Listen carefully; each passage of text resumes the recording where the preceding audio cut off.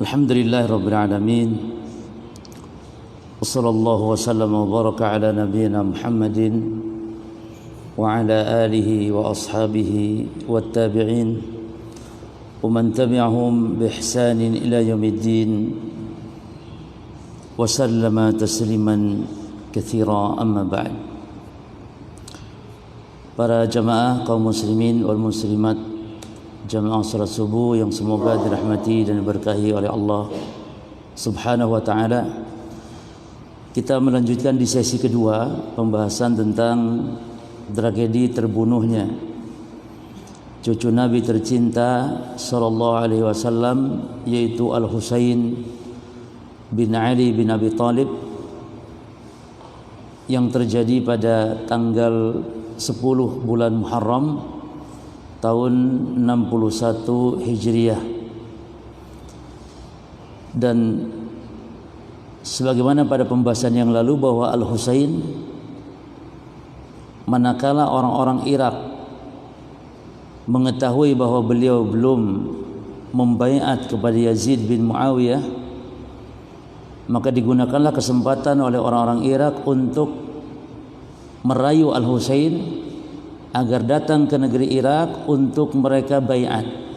Dan pada awalnya Husain mau, dan ini sebagai bentuk ujian para jemaah. Artinya seorang yang sudah dijamin surga sekalipun pasti terjatuh kepada kesalahan. Dan sikap Al-Husain jelas keliru, karena para sahabat sendiri melarang keberangkatan Husain ke Irak, karena bagaimana sikap dan perilaku orang-orang Irak diketahui dengan kejadian-kejadian sebelumnya. Bagaimana Ali bin Abi Thalib dibunuh ayahnya sendiri, Al-Husain bin Ali bin Abi Thalib. Maka di antara pembahasan kemarin telah kita sebutkan para sahabat melarang. Di antaranya ada Abdullah bin Abbas. Kata Abdullah bin Abbas kepada Al-Husain ketika Husain mau keluar ke Irak, Ibn Abbas mengatakan, laula an yuzri bi wa bikan nas, seandainya bukan karena khawatir orang tidak menghinakanku dan menghinakanmu, la syabastu yadi fi ra'sik, niscaya aku akan pegang kepalamu erat-erat, falam atrukat tadhhab, tidak akan kubiarkan kau pergi. Yani aku akan pegang erat-erat, aku akan pegang supaya kau tidak berangkat. Tapi Al-Husain tetap pada pendiriannya. Demikian pula Ibnu Umar, demikian pula para sahabat-sahabat yang lain, ya, mereka melarang. Bahkan sampai-sampai tegas Ibnu Umar kepada Al-Husain ketika Al-Husain mau berangkat. Kata Ibnu Umar, aku sampaikan kepada engkau sebuah hadis yang aku dengar dari Rasulullah sallallahu alaihi wasallam. Kata Ibnu Umar, inna Jibril ata Nabiyya sallallahu alaihi wasallam fa khayyarahu baina dunya wal akhirah. Bahwasanya malaikat Jibril pernah mendatangi Nabi sallallahu alaihi wasallam, dan malaikat Jibril memberikan pilihan antara dunia atau akhirat, antara kesenangan kehidupan dunia atau akhirat, yakni hidup dunia kekal atau mati sekarang. Fakhtaral akhirah, maka Rasul pun memilih akhirat.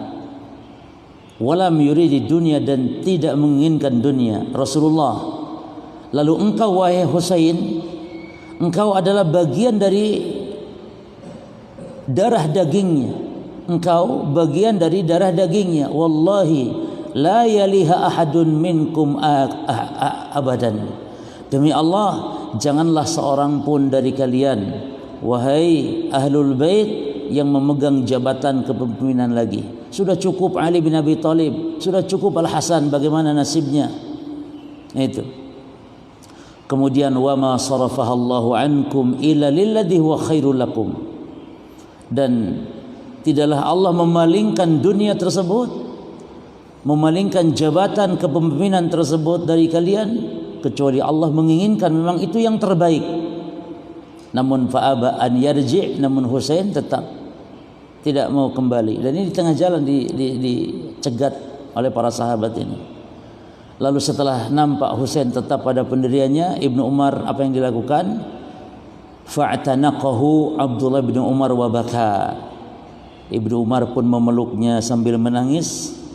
Lalu Ibnu Umar mengatakan, istaudi'ukallahu min qatilin. Kalau gitu selamat tinggal dan semoga Allah melindungimu min qatilin, dari pembunuhan. Ini para sahabat ngomong begini karena bukan sembarangan bicara.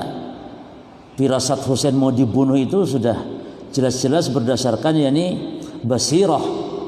Karena bagaimana perilaku orang-orang Irak para jemaah.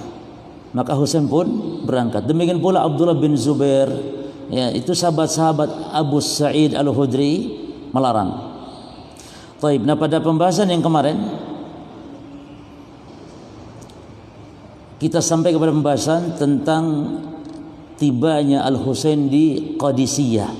Kita baca sekarang. Jadi Husain tetap berangkat, ya, dan tibalah Husain di Qadisiyah. Wa balagul Husain khabaru Muslim bin Aqil an tariqir Rasul alladhi arsalahu Umar bin Sa'ad. Sampai kepada Husain berita tentang Muslim bin Aqil. Muslim bin Aqil, yakni apanya, anak-anak paman itu, sepupu yang diutus, ya, itu telah dibunuh. Nah, antariqir Rasul, melalui utusan alladzi arsalahu Umar bin Sa'ad, yang diutus oleh Umar bin Sa'ad. Jadi Muslim bin Aqil sebelum dibunuh oleh Ubaidullah bin Ziyad, dia minta untuk diberi kesempatan berwasiat. Dan isi wasiatnya apa? Isi wasiatnya dia minta kepada orang di situ yang dianggap paling dekat kekerabatannya, ternyata Umar bin Sa'ad bin Abi Waqqas. Maka Umar bin Sa'ad diwasiatkan oleh Muslim bin Aqil agar Husain yang sudah kadung berangkat itu suruh kembali. Gitu. Suruh kembali dan sampaikan bahwa penduduk Irak sudah mengkhianatinya. Maka datanglah utusan itu, diutus oleh Umar bin Sa'ad seseorang untuk memberitakan kepada Husain. Fahammal Husain an yarji', para jemaah. Ketika mendapatkan kabar tersebut, maka Husain berkeinginan untuk kembali. Ya sudah, kembali, dan tentu mengakui kesalahannya. Gitu. Fakallama abna'a Muslim bin Aqil, maka berbicaralah atau mengajak musyawarahlah Husain di tengah jalan itu dengan anak-anaknya Muslim bin Aqil. Muslim bin Aqil yang dibunuh. Nah, anak-anaknya ikut dengan Husain. Jadi Husain tidak sendirian berangkat, dengan beberapa kerabat berjamaah. Di antaranya ada anak-anaknya Husain, kemudian kerabat-kerabat yang lain yang memang mendukung. Lalu apa jawaban anak-anaknya Muslim bin Aqil? Faqalu la wallahi la narji' hatta na'khudha bi sa'ri abina. Kata mereka, demi Allah, kita tidak akan kembali sehingga kita menuntut balas atas kematian ayah kami. Ya. Akhirnya Husain merasa, ya tentu enggak tega, kasihan, dan akhirnya apa? Fanazala ala ra'yihim. Akhirnya Husain mengikuti pendapat mereka. Ya sudah, kalau gitu kita berangkat tetap. Padahal sudah tidak punya apa-apa, sudah tidak punya pasukan, tidak punya pendukung. Hanya itulah yang di tengah jalan yang berangkat bersama Husain dari Mekah. Taibu abada an alima Ubaidullah bin Ziyad bi khurujil Husain. Nah, ini tentu Abdullah bin Ziyad mengetahui tentang keberangkatan Al-Husain. Ya, di tengah jalan sekarang Husain sedang berangkat menuju Irak. Amara Al-Hurr bin Yazid At-Tamimi an yakhruj bi 1000 rajul. Maka Ubaidullah bin Ziyad perintahkan Al-Hurr bin Yazid At-Tamimi, ya, diingat lagi nama-nama ini. Al-Hurr bin Yazid At-Tamimi sebagai panglima yang memimpin pasukan 1000 orang. Nah, jadi untuk menghadang Husain itu berapa? 1000 pasukan yang dipimpin oleh Al-Hurr bin Yazid At-Tamimi. Taib, muqaddimatan liyalqal Husain fit tariq, yaitu dalam rangka untuk menyongsong kedatangan Husain di jalan.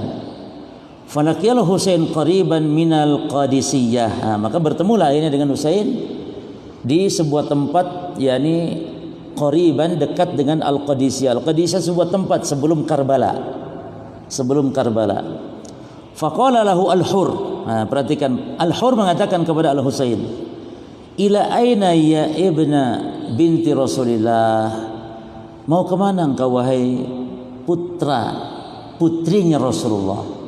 Yani anak putri Rasul, mau kemana engkau? Masih hormat, masih memuliakan ini Al-Hur, walaupun ini adalah di pihak dari Ubaidullah bin Ziyad.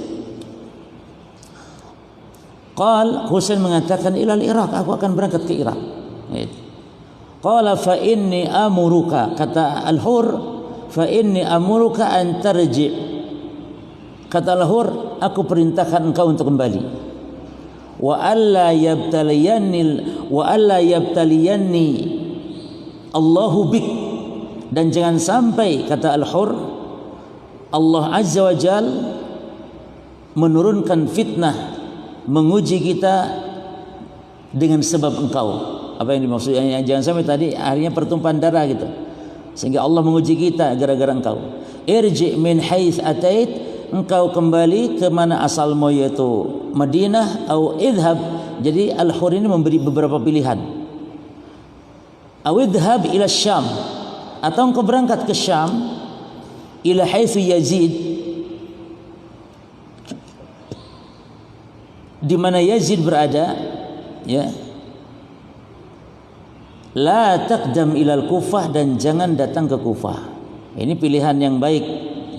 Engkau kembali ke Madinah karena Husain orang Madinah, atau engkau ke Yazid ke sana, dan tentu akan dimuliakan oleh Yazid. Dan Husain pun demikian. Dan ternyata jemaah sekalian, ketika diberi pilihan ini, Husain pun akan mengambil pilihan ini. Bisa saja dia akan ke Yazid. Baik. Wala taqdam ila al-Kufah, jangan ke Kufah. Fa aba al-Husain dzalika, maka Husain enggan untuk menuruti perintah itu. Ya, summa ja'ala al-Husain yasiru jihatal Iraq, ia tetap berjalan menuju ke Irak.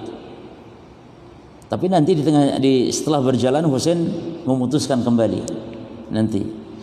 Wasara Al-Hur bin Yazid yu'aqisuhu wa yamna'uh, dan tentu yang namanya Al-Hur bin Yazid sebagai panglima yang ditugaskan oleh Ubaidullah bin Ziyad, ya tentu menghadang Husain dan melarang Husain.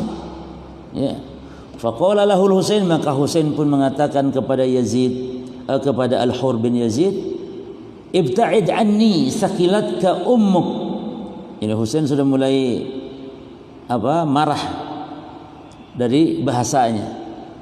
Menjauh dariku, sakilatka ummuk. Ini bahasa yang menunjukkan para jemaah, sakilatka ummuk, yakni ibumu kehilanganmu. Gitu. Jadi kalau bahasa kita nih bahasa seolah-olah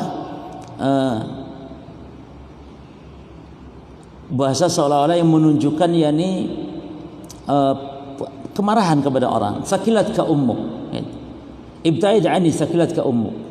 Maka Al-Hur bin Yazid mengatakan, wallahi law qalaha ghairuk minal Arab, demi Allah, kalau yang ngomong bukan kamu selain dari kalangan bangsa Arab, yang bukan engkau yang ngomong, laqtasastu minhu wa min ummi, niscaya aku akan balas, aku akan hukum dia dan juga ibunya sekalian. Kata Al-Hur. Hur jengkel digituin sama Al-Husain.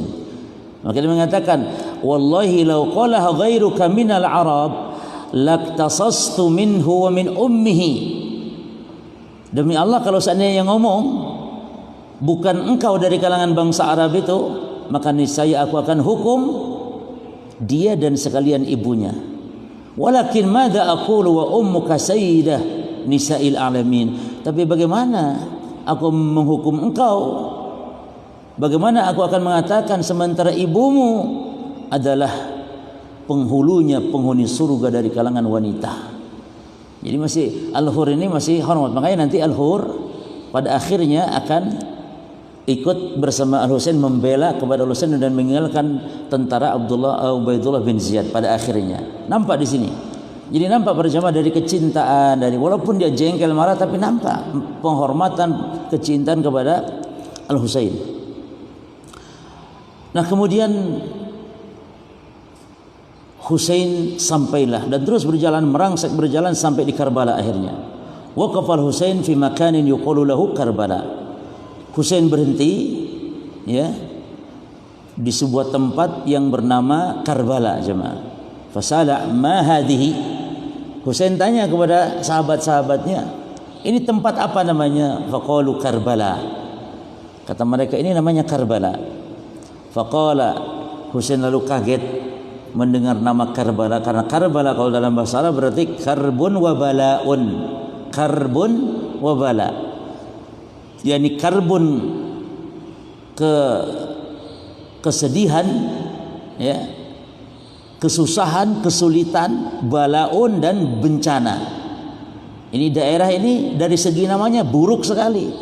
Kesulitan, kesedihan dan bencana. Ya, maka kita para jemaah sekalian disunnahkan untuk mengganti nama-nama yang jelek. Entah itu nama anak.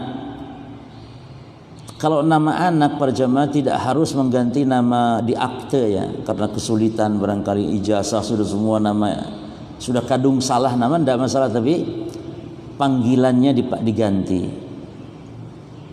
Kalau misalnya awalnya nama berhala ya jangan dipanggil itu misalnya, atau nama dewa kan ada nama misalnya Wisnu ya jangan panggil Wisnu lagi, ganti. Walaupun di ijazah di KTP Wisnu tidak masalah, tapi ganti dengan Muhammad, ganti dengan Abdurrahman ya. Mungkin bisa bacaan panggil orang-orang buat makan-makan, saya ganti nama hadirin gitu jemaah. Jadi jangan panggil saya Wisnu lagi, lalu apa? Panggil saya Abdurrahman. Jadi resmi dengan bacaan itu makan-makan. Buat bubur merah, bubur kuning ya. Panggil orang diumumkan tidak masalah. Atau setiap kenalan nama saya Abdurrahman, jadi bukan lagi Wisnu. Itu maksud ganti itu begitu. Jadi tidak harus ganti itu semua akte surat, susah, kesulitan kita. Tidak masalah ya. Baik. Nama desa, kampung juga yang baik ya, sebab Rasul sallallahu alaihi wasallam selalu mengganti. Ada seorang sahabat namanya Al-Musayyib, punya bapak namanya Hazan, dan Al-Musayyib ini bapaknya Sa'id Al-Musayyib, seorang tokoh besar tabi'in, Sa'id Al-Musayyib. Nah, Sa'id ini cerita, saya punya kakek namanya Al-Hazan. Ketika diganti sama Rasulullah, ketika Nabi tanya, "Masmuk, siapa namamu?" Namanya Hazan. Hazan artinya sedih. Kata Nabi, "Antal an Sahal." Kamu sekarang saya ganti namamu si Sahal. Artinya si mudah urusannya Sahal. Maka boleh tuh Pak, kalau kita punya anak namakan Sahal supaya mudah urusannya. Boleh dengan isim tasghir menjadi Suhail, boleh. Sahal atau Suhail itu namanya arti mudah. Nah, ternyata kakeknya Sa'id Al-Musayyib ini tidak mau. Bagaimana aku mengganti katanya nama yang sudah dinamakan oleh bapak aku? Enggak mau. Akhirnya kata Sa'id, sejak itu kehidupan keluarga kau selalu sedih katanya. Karena dari nama yang tidak barokah. Ya, jadi nama ini penting berjamaah, mempengaruhi. Ya. Taib. Walamma wasala jaishu Umar bin Sa'ad. Nah, ini. Manakala tentara Umar bin Sa'ad sampai wa'adaduhu 4,000, jumlahnya itu 4.000. Jadi pada pembahasan yang lalu dibahas bahwa Ubaidullah bin Ziyad juga memerintahkan Umar bin Sa'ad ya, untuk memimpin pasukan. Ada urusan ke daerah lain sebenarnya, namun disuruh mampir dulu sekalian hadang Husain. Jadi ini bukan sengaja, tapi enggak sengaja hanya dilewatkan ke Husain. Padahal dia punya urusan ke daerah lain pasukan ini. Maka kallama al-Husain wa amarahu an yadhhab ma'ahu ila al-Iraq haitsu Ubaidullah bin Ziyad. Ya. Taib. Maka ketika itu dia memerintahkan berbicara dengan Husain dan memerintahkan Husain untuk an yadhhab ma'ahu ila al-Iraq. Ya, mengajak pergi menuju Irak tempat Ubaidullah bin Ziyad berada. Taib, namun Husain enggan, fa'aba, enggak mau. Ya, ke tempat Ubaidullah bin Ziyad enggak mau. Jadi posisi Husain sekarang bingung sudah, mau kemana sudah bingung. Pokoknya harus berjalan, tapi ke Ubaidullah bin Ziyad juga enggak mau.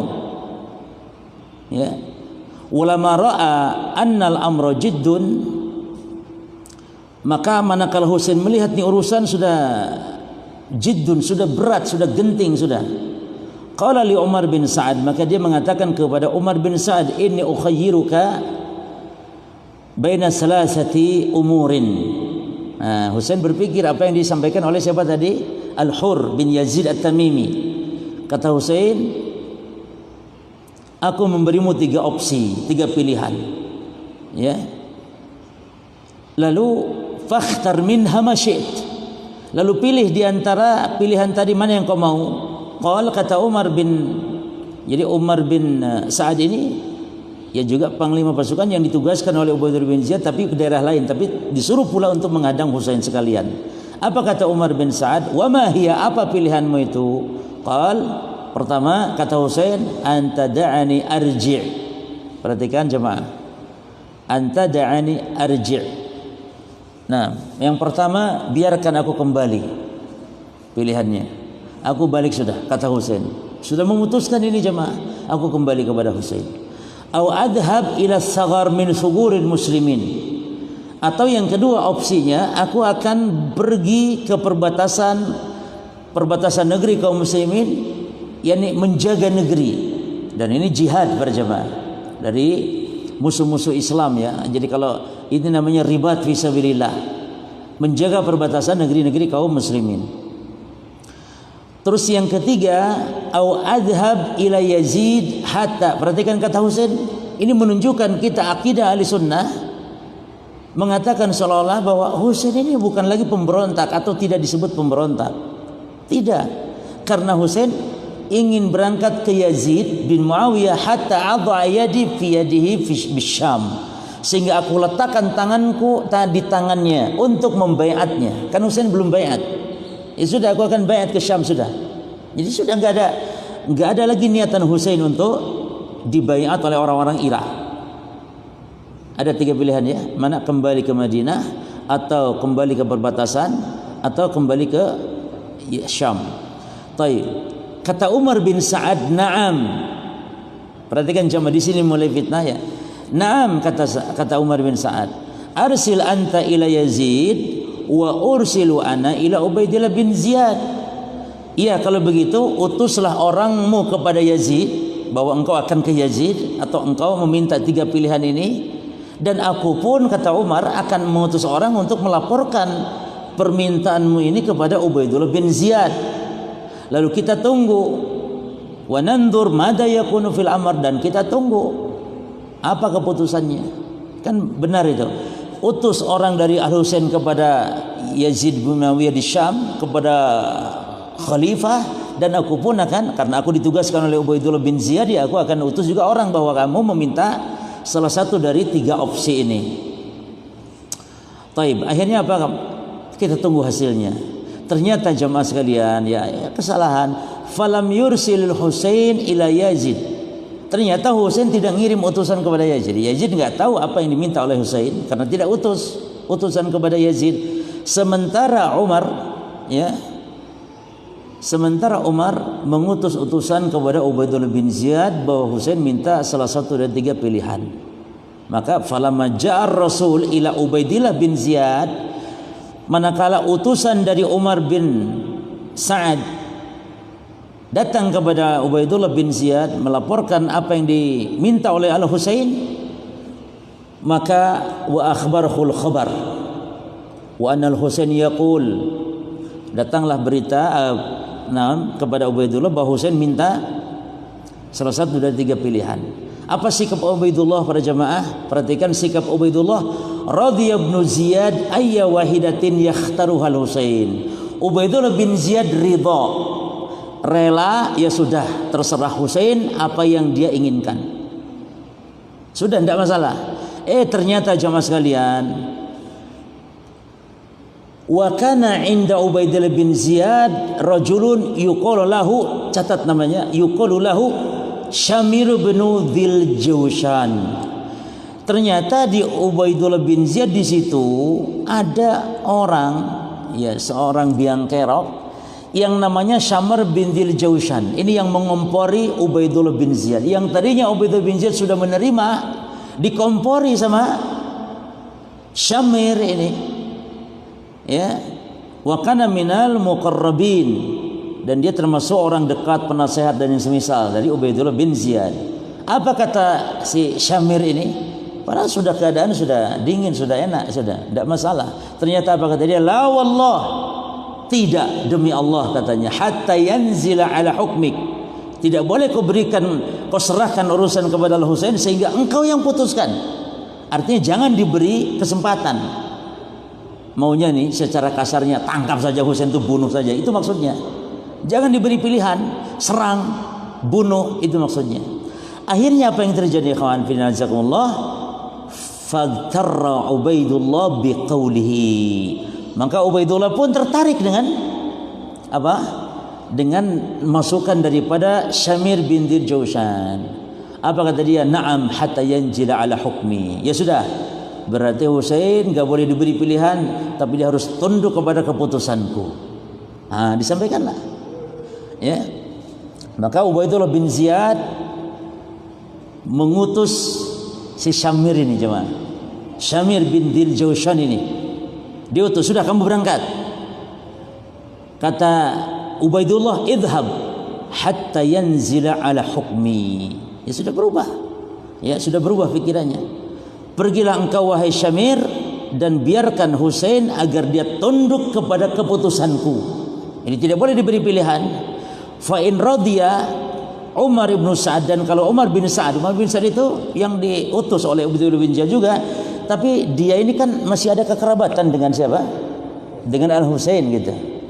Umar bin Sa'ad ini. Maka Ubaidullah bin Ziyad ngerti, kalau Umar bin Sa'ad setuju dengan apa yang aku putuskan ini, Husain harus tunduk kepada keputusanku.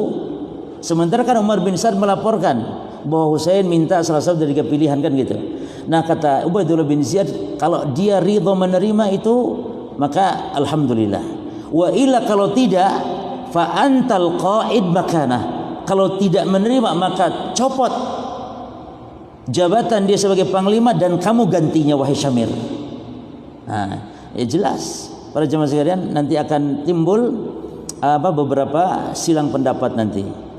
Taib wa kana Ibnu Ziyad qad jahaza Umar bin Sa'ad. Perhatikan di sini kan, Ibnu Ziyad itu telah menyiapkan Umar bin Sa'ad bi arba'ati alaf yadhhab bihim ila Rai. Sebenarnya Umar bin Sa'ad itu kan memimpin 4.000 pasukan, tuh ada urusan untuk menyelesaikan urusan di Rai. Rai itu di daerah, kalau sekarang itu tengah-tengah Iran, ya, di Iran Rai. Ya mungkin mau menyerang dan yang semisalnya lah. Pokoknya Umar bin Sa'ad ini bukan untuk Husain sebenarnya 4.000 pasukan ini, tapi untuk kepentingan lain. Lalu kata Ubaidullah, aqdi amral Husain, selesaikan dulu urusan Husain, nanti idhab ila Rai, baru setelah itu kau berangkat ke Rai. Sebagaimana tadi yang saya katakan, wa kana qad wa'adahu bi wilayati Rai, dan memang telah diangkat, dia juga dijanjikan akan diangkat sebagai gubernur wilayah itu, Rai. Maka berangkatlah Syamir bin Dzil Al-Jaushan. Dan ingat jemaah, ini nama nanti Syamir bin Dzil Al-Jaushan ini, dia yang menimbulkan fitnah. Bahkan ada khilaf bahwa dia juga termasuk yang membunuh, dan nanti ada yang akan membunuh Husain itu siapa, disebutkan nanti. Maka berangkatlah dia Syamir bin Dzil Jaushan, wa wasala khabar lil Husain, dan sampai berita kepada Al-Husain, wa nahu labudda an yanzil, bahwasanya Husain harus tunduk kepada hukmi Ubaidillah bin Ziyad. Tentu jemaah, Husain setelah tadi mengajukan 3 permohonan, ketika diganti dirubah, tidak boleh dan tidak diberi 3 opsi tadi, tapi malah justru harus tunduk kepada Ubaidullah bin Ziyad. Husain timbul kemarahannya, sehingga kata Husain, la wallah la anzilu ala hukmi Ubaidillah bin Ziyad abadan. Kata Husain, tidak, demi Allah aku tidak akan tunduk kepadanya selamanya. Sudah, yang sudah tadinya redup, tadinya adem, panas lagi jemaah, panas lagi sudah. Akhirnya Al Husain mengingatkan tentara Kufah agar takut kepada Allah. Itu istilahnya senjata Husain sekarang. Wa kana adadul ladina ma'al Husain, perhatikan, dan orang yang bersama Husain itu berapa? 72 farisan, 72 orang penunggang kuda. Wa jaisul Kufah 5,000. Sementara pasukan Kufah itu berarti 5.000 totalnya, kan 4.000 yang dipimpin Umar untuk tujuan ke Rai, sementara yang menghadangnya yang dipimpin oleh Al-Hur berapa? 1.000 kan? Berarti berapa semua? 5.000 sudah. Nah, 5.000 orang. Kemudian walama tawaqafa al-fariqani, qala al-Husain, ketika 2 pasukan yang sangat tidak seimbang tentu, 70 lawan 5.000, maka Husain mengatakan kepada tentara Ibnu Ziyad, Ubaidullah bin Ziyad, raji'u anfusakum wa hasibuha. Kata Husain, hei kalian coba berpikir, diri kalian coba pikir, wa hasibuha, coba introspeksi, coba kalian bermuhasabah, hal yasluh lakum qitalu misli, apakah layak, pantas kalian memerangi orang seperti aku? Gitu. Jadi Husain sebenarnya tidak mau sudah perang, yang tidak mau tunduk kepada keputusan Ibnu Ziyad, ya jelas tidak mau.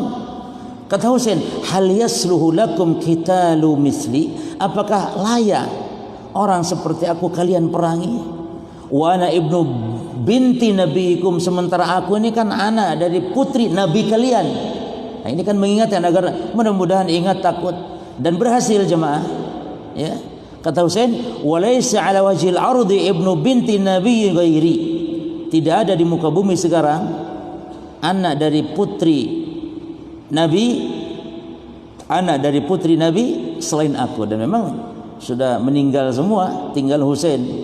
Waqad qala Rasulullah SAW, sementara Rasul telah bersabda, kata Al Husain, ya, li wa li akhi, kepadaku dan kepada saudaraku itu Al Hasan, hadani sayyida syababi ahlil jannah, 2 orang ini, kata Nabi, Al Hasan dan Al Husain adalah syababnya pemuda, para pemuda penduduk surga. Jadi pemimpin para pemuda, sayyidnya pemimpin para pemuda penduduk surga.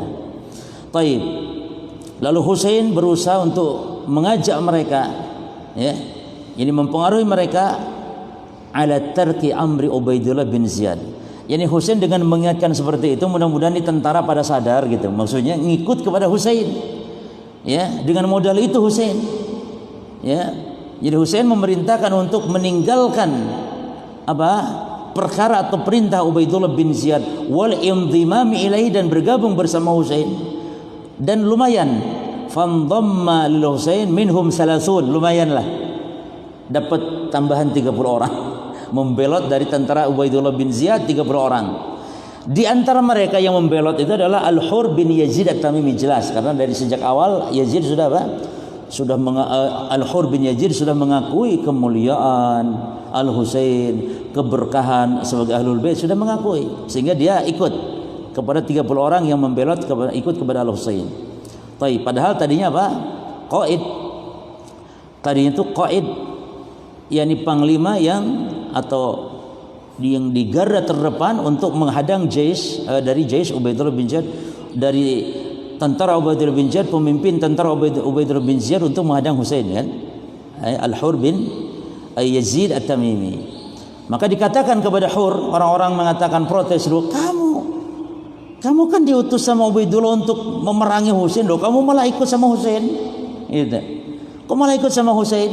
Maka apa kata Al-Hur, waihakum, wallahi inni ukhayyirun nafsi bainal jannah wan nar, wallahu la akhtaru 'ala al-jannah, wallahu la akhtaru 'ala al-jannah walau quti'tu wa uhriqtu. Apa kata dia? Celaka kamu, katanya, demi Allah, aku sedang memberi pilihan kepada diriku antara surga dan neraka. Demi Allah, aku hanya akan memilih surga walaupun tubuhku dipotong-potong, tubuhku dibakar. Jadi itu tekadnya sekarang. Siapa namanya? Al-Hur bin Yazid At-Tamimi. Taib. Setelah itu para jamaah, ini sudah di Karbala ya. Husain salat duhur dan asar, dan itu hari Kamis ya. Salat duhur dan asar hari Kamis.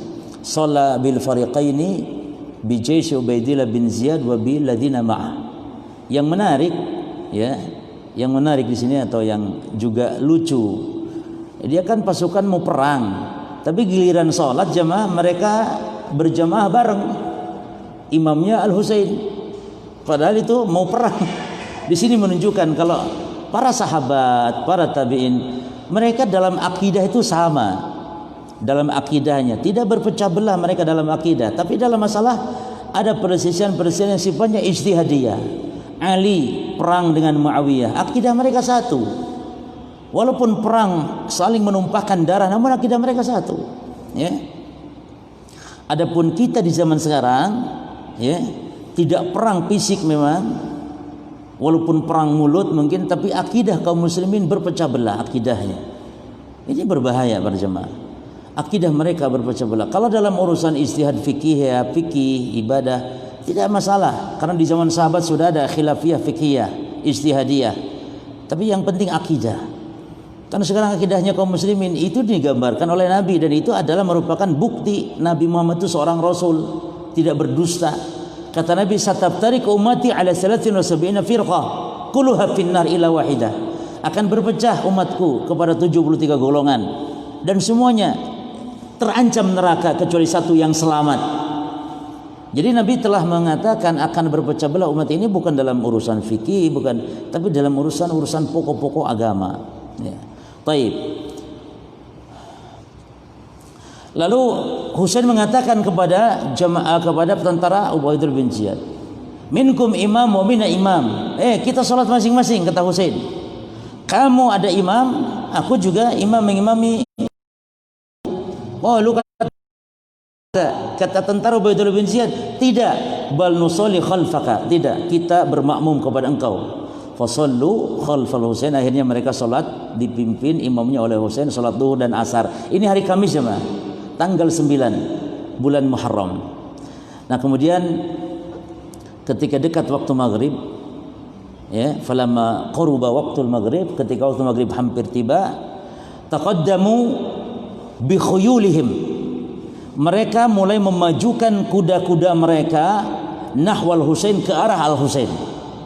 Ya, karena mereka punya target gitu untuk menangkap Husain. Ya. Wa kana Al Husain muhtabiyan bi sayfihi. Ya, ke arah Husain, yang Husain selalu membawa pedangnya. Ya, Husain tidak pernah lepas pedang. Falamma ra'ahum wa kana qad nama qalilan qala ma hadha. Ketika ia baru tidur sejenak dan melihat mereka bergerak, Husain tanya kepada para pengikutnya, "Itu mereka ngapain?" Kata pengikutnya, "Innahum taqaddamu." Ya, mereka telah mendekat, mereka mau nyerang kita. Lalu kata Husain, "Idhabu ilaihim." Coba kalian berangkat kepada mereka, fakallimuhum, dan bicaralah dengan mereka, wa qulu, katakan kepada mereka, lahum madza yuridun, tanya apa keinginan mereka ini sekarang. Fadhahaba ishrun farisan, maka ada 20 pasukan penunggang kuda dari Husain datang. Di antara mereka Al-Abbas bin Ali bin Abi Thalib. Al-Abbas bin Ali bin Abi Thalib. Yani apanya Husain? Saudara tapi beda ibu. Sama-sama anaknya Ali bin Abi Thalib. Akhul Husain, saudaranya Husain. Fakalamuhum wa sa'aluhum. Ditanya, ini bertanya kepada pasukan Ubaidillah bin Ziyad. Mereka mengatakan, imma an yanzil ala hukmi Ubaidillah bin Ziyad wa imma an yuqatil. Nah, sekarang terang berarti. Kata pasukan Ibnu Ziyad, kami sekarang ini hanya dua pilihan saja. Imma Husain tunduk kepada keputusan Ubaidillah bin Ziyad, ayo diajak Husain ke situ, atau kalau tidak kita perang. Yani aku akan memeranginya. Kalau gitu kata pasukan Husain, kalau gitu tunggu, nukhbiru Abu Abdillah. Kalau gitu tunggu, kami akan beritahukan kepada Abu Abdullah. Siapa Abu Abdullah maksudnya? Al-Husain. Maka mereka kembali kepada Husain dan melaporkan. Lalu kata Husain, katakan kepada mereka, amhiluna hadhihi lailah. Kata Husain, beri tenggang waktu kami malam ini. Kamis itu kan maghrib jemaah ya, maghrib kan. Sementara pembunuhan kan besoknya hari Jumat. Kata Husain, nih malam ini beri kami tenggang waktu, ya. Wa ghadan nukhbirukum. Dan besok hari Jumat besok akan kita beritahukan kepada pasukan tersebut. Hatta usolli li rabbi, sampai aku bisa salat dulu. Fa inni uhibbu an usolli li rabbi tabaraka wa taala, karena aku suka salat. Ya, yani tolong diberi ketenangan malam ini Husain mau salat. Yani mau tahajud, mau salat, mau bersimpuh di hadapan Allah Subhanahu wa taala. Fa bata lailatahu tilka yusolli lillahi tabaraka wa taala wa yastaghfiruhu wa yad'u Allah tabaraka wa taala. Husain malam itu salat, istighfar, doa dia kepada Allah Subhanahu wa taala, dia dan yang bersama Husain. Ya, baik. Nah, paginya jemaah, paginya fi sabah yaumul jum'ah. Ini cerita terakhir insyaallah. Husain gugur sebagai syahid di hari Jumat itu. Pada pagi hari Jumat, syabbal qital. Ya. Terjadilah peperangan perjamaah antara dua pasukan yang memang tidak seimbang tadi. Ya. Karena akhirnya Husain memutuskan untuk tidak tunduk kepada keputusan Ibnu Ziyad. Taib, wa kana al-kiffatani ghairu mutakafi'atain, dan dua pasukan jelas tidak seimbang.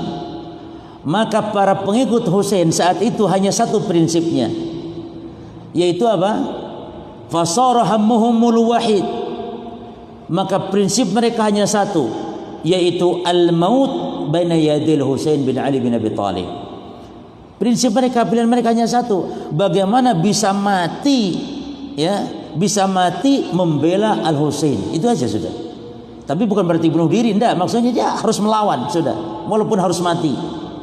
Ya. Maka fa'asbahu yamutun. Akhirnya apa yang terjadi jemaah? Wong 70 lawan 5.000. Akhirnya mereka mati di hadapan Husain, ya, al-wahid tilwal akhar, satu persatu mati, dihantam sama pasukan Ibnu Ziyad yang tidak seimbang. Hatta fannau jami'an, sampai mereka binasa semuanya yang ikut bersama Husain. Walam yabqa minhum ahadun ila al-Husain ibn Ali wa waladuhu Ali ibn al-Husain kana maridan. Yang hidup tinggal 2 orang, semua mati. Yang hidup tinggal 2 orang, semua mati, tewas dibunuh oleh tentara Ubaidullah. Yang hidup cuma 2, siapa? Al-Husain dan putranya yang bernama Ali, yang saat itu sedang sakit. Nah, nama anaknya Al-Husain itu ada Ali, yang terkenal yaitu Ali yang diistilahkan dengan Zainal Abidin. Bukan itu, bukan Ali yang itu, tapi ini Ali yang lain lagi. Ali anak Husain yang lain. Jadi Husain punya anak namanya sama jemaah. Terbayang enggak? Namanya sama-sama Ali. Masya Allah ya. Cuman biasa dikasih tanda. Yang satu mungkin Ali Akbar, yang satu Ali Asghar. Tapi nama sama-sama Ali. Ini boleh. Ya, bahkan mungkin kalau anaknya 3 dinamakan Ali, 3 ini mungkin boleh dengan nama, misalnya yang pertama Ali Akbar, yang kedua Ali Awsat, yang ketiga Ali Asghar. Begitu. Kalau kita kayaknya nggak ada ya. Namanya Suparno semua, Suparno 1, Suparno 2, Suparno 3, nggak ada. Joko 1, Joko 2, Joko 3, nggak ada. Ya. Taib. Wa baqiya al-Husain ba'da dzalika naharan tawilan. Nah, ini pagi hari jemaah. Maka sepanjang hari begitulah Al-Husain tinggal dia sendirian, ya, bersama anaknya yang sakit. La yaqdumu alaihi ahadun hatta yarji' la yuridu an yubtala biqatlihi radhiyallahu anhu. Perhatikan sikap tentara Ubaidullah bagaimana, juga dia bingung, diam dia. Tinggal Husain sekarang diam. Lalu dia mundur. Jadi tentara Ubaidullah bin Ziyad para jamaah ketika pagi sudah tewas semua orang yang ikut bersama Husain, tinggal Husain sendirian bersama anak yang kecil tadi, diam. Bahkan cenderung mundur tentara itu. Kenapa? Takut kewalat. Takut kawalat kalau harus bunuh Husain. Gak mau pasukan mundur jemaah. Wastamara hadzal amr hatta jaa. Terus demikian ya, jadi pasukan seolah menjauh pelan-pelan kepada Al-Husain. Dan itu sepanjang hari. Begitu, pagi sudah tewas semua, begitu sepanjang hari. Sampai akhirnya keadaan seperti itu, sampai akhirnya datang itu tadi itu biang kerok tadi, siapa namanya? Syamr bin Jaushan. Datang Syamr. Kata Syamir ya, namanya Syamir. Dia berteriak, fasahha bin nas, dia berteriak memberikan semangat lagi kepada manusia saat itu. Waihakum sakilatkum ummahatukum ahitu bihi waqtuluh. Kalian kenapa? Kenapa kalian? Ayo gempur, ayo kepung, bunuh dia. Dipanasi lagi pasukan yang sudah takut ya. Bagaimanapun dia cucu Rasulullah, takut.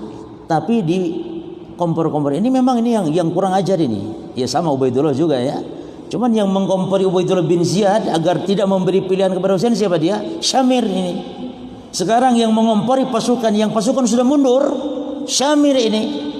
Ayo katanya, ahitu, kepung dia, waqtuluhu, bunuh dia. Akhirnya pasukan semangat lagi, faja'u wa hasaru. Kumpul akhirnya mengepung Husain, fasara yajulu bainahum bis-sayf. Radhiyallahu anhu hatta qatala minhum man qatal. Maka dikepunglah Husain dan Husain pun melawan semampunya jemaah. Dia sabetkan pedang-pedangnya, maka siapa yang kena ya matilah dia dengan pedangnya Al-Husain.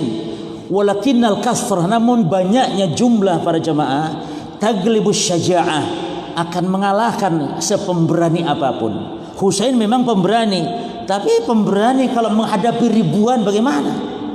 Akhirnya wasahabihim Syamir. Akhirnya Syamir berteriak lagi, waihakum madza tanzurun? Kalian apa yang kalian tunggu? Aqdimu, ayo maju. Fataqaddamu ilal Husain faqataluh. Akhirnya mereka mendekat kepada Husain dan dibunuhnya Al-Husain. Siapa yang membunuh langsung waladhi basyara qatl al-Husain? Catat namanya, Sinan bin Anas An-Nakhai. Ya. Yang membunuhnya adalah Sinan bin Anas An-Nakhai. Lalu dipenggal kepala Husain. Nah, siapa yang memenggalnya? Wa hazza ra'sahu Syamir.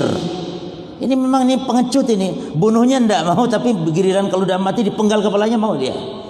Syamir.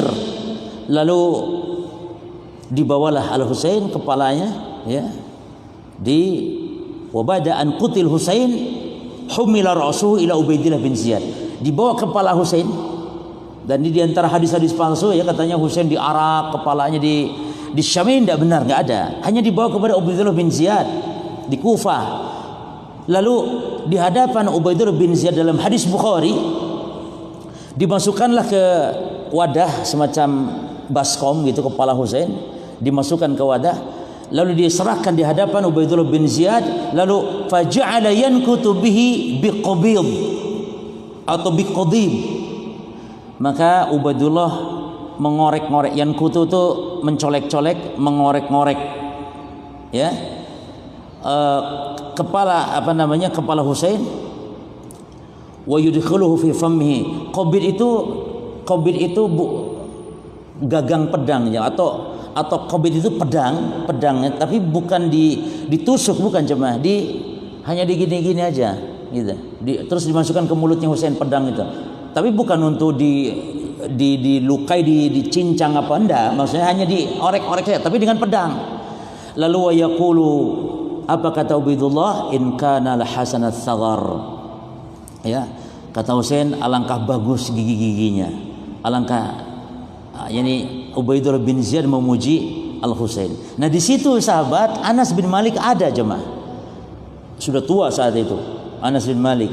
Yang zaman Rasul wafat, Anas itu usianya sekitar 10 tahun. Ini sekarang sudah tua Anas di sini. Dan Anas bersama Ubaidullah bin Ziyad di situ, hidup di situ, memang berdakwah di situ. Ada Anas. Lalu apa kata Anas? Nyahkan itu pedangmu itu. Wallahi la asu'annak, demi Allah aku akan mendoakan keburukan mendoakanmu keburukan, kata Anas. Laqad ra'aitu Rasulullah sallallahu alaihi wasallam yuqabbilu mawdi'a qadhibika min fihi. Demi Allah, aku pernah melihat Rasul meletakkan mulutnya mencium mulut yang sekarang kau sedang tusuk pedang dengan pedangmu itu. Enyahkan pedangmu. Itu kata Anas bin Malik. Aku pernah melihat Rasul mencium Husain di mulutnya. Ya, kau tusuk-tusuk sekarang dengan pedang itu. Lalu Ubaidullah marah. Kalau kau bukan yang tua bangka, sudah aku bunuh kamu, katanya gitu, kata Ubaidullah. Diam kamu, katanya. Kamu kalau enggak karena tua bangka, tak bunuh kamu, katanya. Akhirnya apa yang terjadi para jamaah?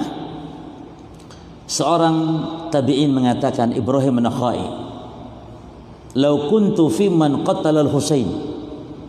Seandainya aku yang membunuh Husain, summa udkhiltul jannah, lalu aku masuk surga.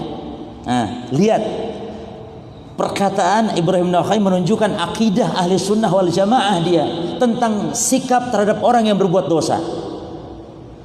Pembunuh tapi bisa masuk surga, karena membunuh tidak kafir. Kan beda dengan ajaran Khawarij para jamaah. Khawarij, orang yang membunuh dan tidak tobat, mati dia, maka di akhirat kekal masuk neraka. Di dunia diponis kafir. Ini akidah sesat. Yang benar, orang yang berbuat dosa di dunia dia tetap muslim, tetap mukmin, namun kurang imannya. Dan kalau mati belum tobat di akhirat, dibawa kehendak Allah. Kalau masuk surga atas ampunan dan rahmat Allah, kalau masuk neraka atas dosa yang dilakukan dan nanti akan keluar. Maka kata Ibrahim an-Nakhai, seandainya aku yang bunuh Husain lalu aku masuk surga, istahaitu an amurra ala Rasulillah sallallahu alaihi wasallam fayanzura fi wajhi. Maka aku malu lewat di depan Rasul sallallahu alaihi wasallam sementara beliau menatap wajahku. Aku malu, katanya, kalau seandainya aku yang membunuh Husain, cucu Rasul SAW. Jadi maksud Ibrahim an-Nakhai, kalian loh, kok nggak malu membunuh Husain, wong itu cucu Rasulullah? Kalian kalau masuk surga loh, ketemu Rasul bagaimana kalian? Itu maksudnya. Ini yang menunjukkan pada jemaah sekalian akidah ahli sunnah wal jamaah. Taib. Saya kira cukup, insyaallah masih banyak ya kisah setelah itu tentang sikap kita terhadap Yazid, terhadap Husain, kemudian akibat pembunuhan Husain. Manusia terbagi dua ya. Terbagi dua. Ada yang terbagi tiga manusia sikap terhadap pembunuhan Husain. Terbagi tiga golongan. Yang pertama, yang mengatakan Husain pantas dibunuh karena dia pemberontak. Dan ini kaum Khawarij. Yang kedua, Husain adalah imam, pemimpin yang suci, yang tidak pernah dosa. Ini Syiah. Dan yang ketiga, ahli sunnah. Husain adalah seorang cucu Nabi yang dia bukan imam, namun mati terdolimi, didolimi, mati dan sebagai syahid. Ya, karena Husain sudah niatnya baik dan sudah menyesali. Ya, namun tetap akhirnya dibunuh oleh pasukan Ubaidullah bin Ziyad. Semoga Allah Subhanahu wa taala memberikan keridhaan kepada Al-Husain bin Ali bin Abi Thalib, dan semoga Allah memberikan ampunan kepada muslimin yang telah berbuat zalim. Ya. Dan juga semoga Allah Ta'ala memberikan kepada kita sekalian keistiqomahan di dalam kita menempuh jejak-jejak para salaf. Tentu para salafus saleh, para jamaah, kalau kita membaca kisah para sahabat, maka sikap dua hal ini jangan dilupakan. Sikap yang pertama, kita wajib meyakini bahwa para sahabat adalah manusia-manusia mulia. Para sahabat memiliki kedudukan yang agung. Ya, itu wajib kita imani. Jadi ketika sahabat perang, Ali perang dengan Muawiyah, kita yakini mereka orang-orang yang mulia walaupun perang. Husain orang yang mulia walaupun jatuh kepada kesalahan, tetap dia sebagai orang yang mulia. Ya. Dan yang kedua para jemaah, sikap kita ketika membaca kisah-kisah para salaf, para sahabat, yang kedua sikap kita adalah wajib meyakini bahwa di antara mereka tidak ada yang maksum. Kita hanya meyakini yang maksum hanya para nabi, para rasul, dan para malaikat. Tidak ada yang maksum. Maka bisa jadi ada sahabat secara individu ada yang jatuh kepada kesalahan, seperti Al-Husain misalnya, dan juga banyak sahabat-sahabat yang lain. Namun itu tidak mengurangi keutamaan mereka, karena sangat besar keutamaan mereka dibandingkan dengan kesalahan-kesalahan mereka. Sehingga adil nanti kita dalam menilai. Karena ada orang yang mencaci para sahabat, membenci. Tidak harus Syiah, tidak berjamaah. Tidak harus Syiah yang mencaci para sahabat atau membenci para sahabat. Ada di antara orang yang bukan Syiah, bahkan mengaku Ahlus Sunnah pun benci dengan sikap-sikap para sahabat akibat mereka tidak memiliki prinsip ini. Di antaranya Sayyid Qutb itu mencela Muawiyah bin Abi Sufyan sehingga dibantah oleh Syekh Rabi' sebuah kitab yang bantahan kepada Sayyid Qutb yang telah mencela, dan banyak orang-orang harakah, orang-orang pergerakan yang mencela yakni Muawiyah bin Abi Sufyan, ya, mencela Utsman karena nepotismenya, atau mencela Muawiyah karena yakni kedoliman ketika dia memerintah. Ini tidak benar para jemaah. Yang namanya para sahabat tadi kita dua sikap mulia mereka, namun tidak maksum, pasti ada kesalahan, dan tetap kita tidak boleh untuk membencinya. Wajib tetap mencintai mereka, memuliakan mereka. Allahu taala alam. Subhanakallahumma bihamdika asyhadu an la ilaha illa anta astaghfiruka wa atubu ilaik. Wassalamualaikum warahmatullahi wabarakatuh.